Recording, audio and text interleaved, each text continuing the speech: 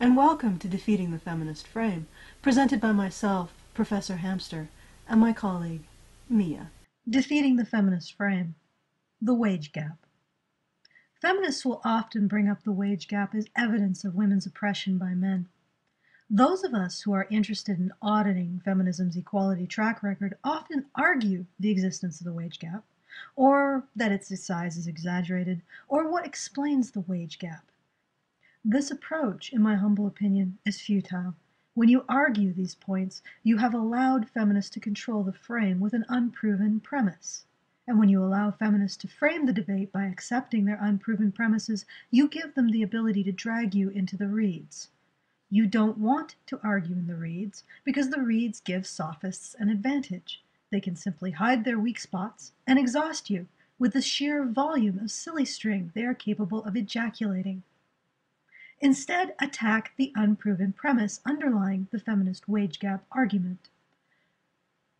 The unproven premise underlying the wage gap fallacy is that a wage gap is indicative of disenfranchisement in and of itself.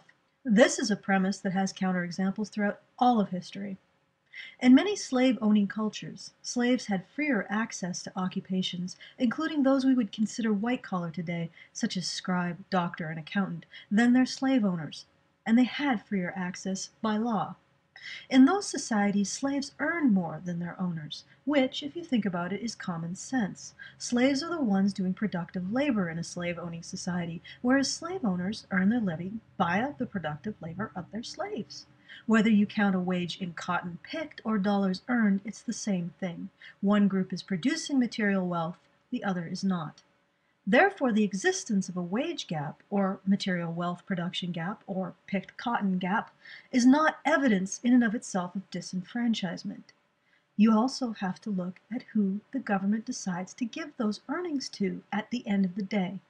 It's not the existence of the wage gap that indicates disenfranchisement, but which group the government decides to take a wage from, and which group the government decides to give that wage to.